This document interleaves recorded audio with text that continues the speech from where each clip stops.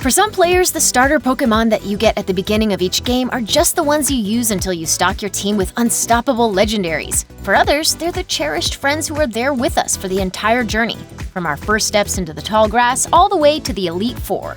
Whatever the case, everyone's got an opinion on which ones are best and which ones are better off staying in Professor Oak's lab forever.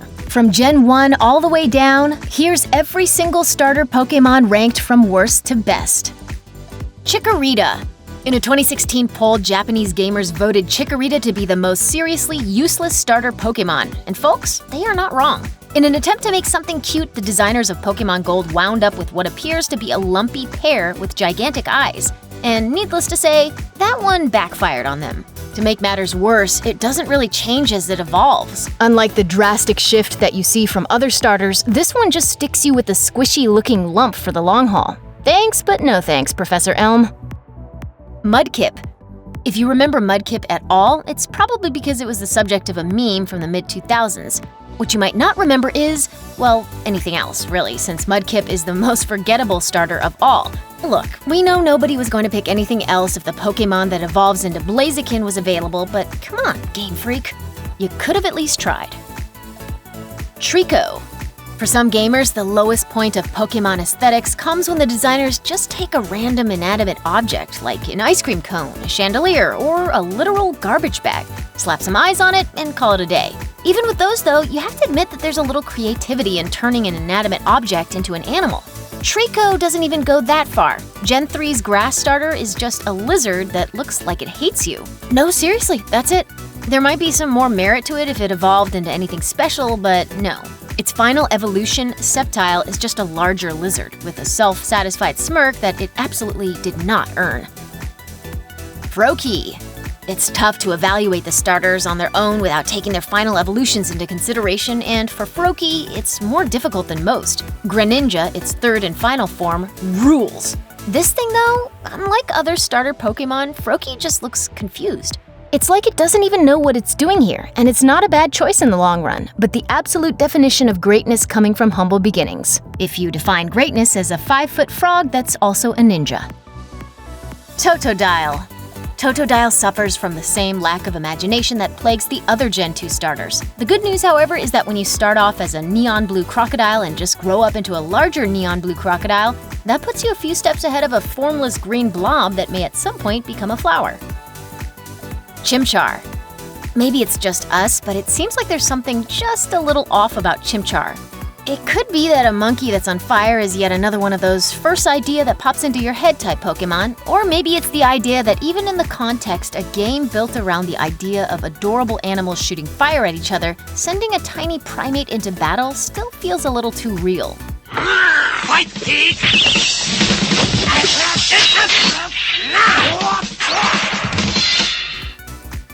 Piplup. To say that Pokémon design is always skewed towards cuteness is sort of like saying that rubbing hot peppers into your eyes is a bad idea. It's the driving force of the entire franchise, and the reason the words electric rat conjure up cheerful feelings rather than sheer, unmitigated horror.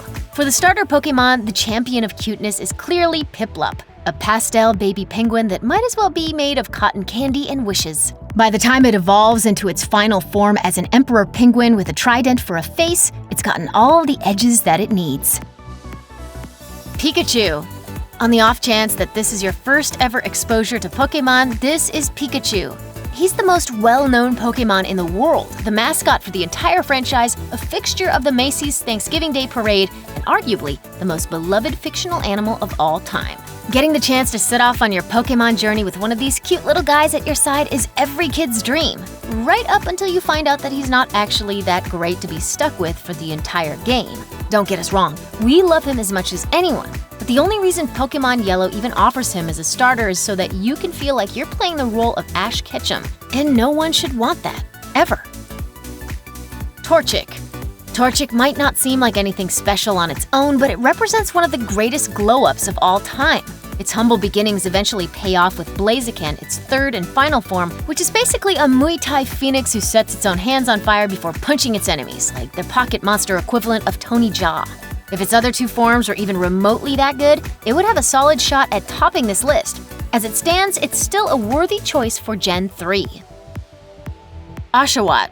More than any other starter, Oshawott hits the balance of being cute on its own, but looking like it can evolve into something formidable, and it all has to do with a simple seashell. As the name implies, it's basically just an adorable otter that carries around a seashell. At level 17, however, it learns its signature move, Razor Shell. That means that for the entire time you've been walking around with him, Oshawott has been sharpening up that cute little accessory so that he can slash its opponents. That makes adorable Oshawott the first starter Pokémon to pack a straight-up shiv, and that's exactly the kind of balance we're looking for. Cyndaquil. Like the other Gen 2 starters, Cyndaquil doesn't change much on its evolutionary progression, but there's a good reason for it. It's an echidna made of fire.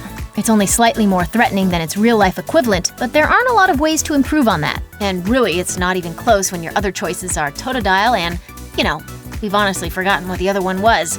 Was it called Pearface? Whatever. Cyndaquil's great. Snivy.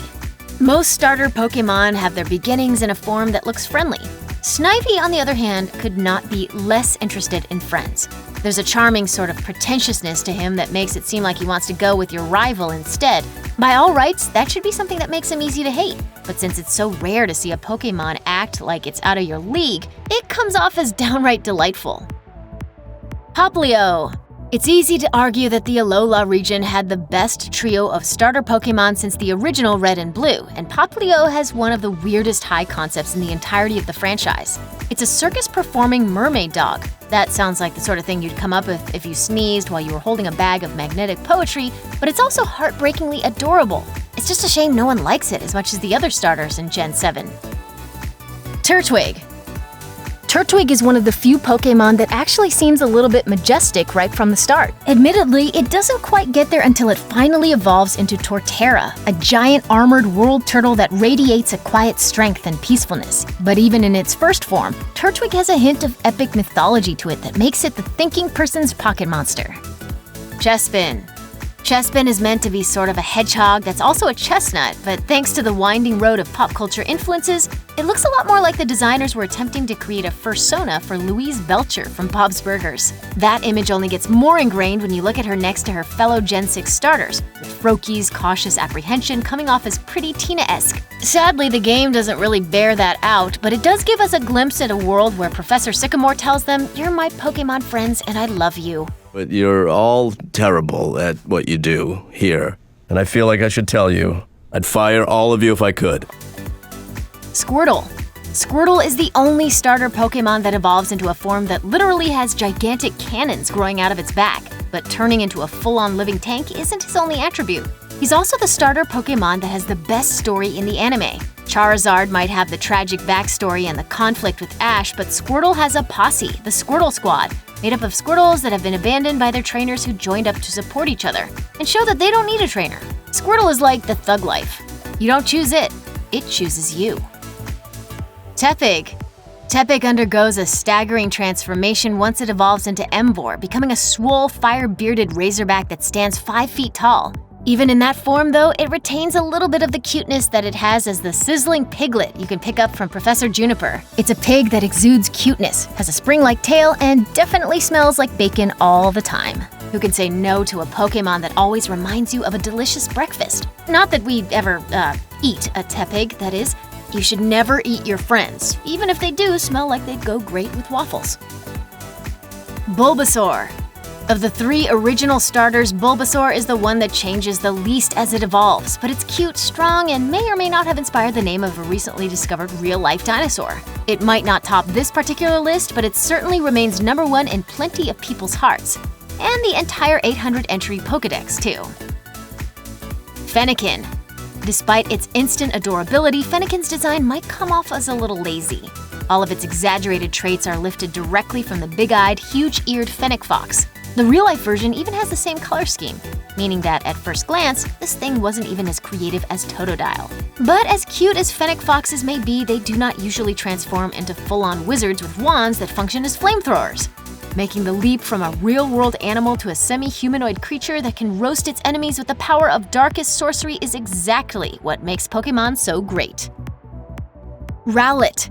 Even though he eventually becomes a feathery archer with a good shot at being the second-best animal version of Robin Hood, you don't need to focus on evolutions to see why Rowlett is so great. Just look at this extremely good bird who showed up in his best little leafy bow tie. He's so excited to get out there and make friends. Seriously, Rowlett is unquestionably the most polite and well-mannered of all the starter Pokémon. And if you don't want to cherish and protect him, then you might want to get Nurse Joy to check out your actual physical lack of heart. Litten. Litten has it all. It's cute, threatening, and even just a little bit gross. It's an on-fire cat that, according to the official Pokédex, battles opponents by horking up oily hairballs that are also on fire. That's great. And also a much more realistic depiction of cat ownership than something that owns a hot air balloon and can shoot money out of its head. Plus, while Owl, Robin Hood, and Beautiful Mermaid Dog are great final evolutions, none of them can hold a Litwick to a fire-breathing pro-wrestling tiger that was directly inspired by the legendary Japanese wrestler and real-life anime character Tiger Mask. Charmander. Bulbasaur and Squirtle are great, but when it comes to the OG starters, there's no real question of who the champion is. Charmander has the cuteness factor on lock and grows up to be a literal fire-breathing dragon. Throw in the fact that he's the only Pokémon to completely ignore Ash's orders, and there's a good reason why Charmander is still a fan favorite over 20 years after its original debut.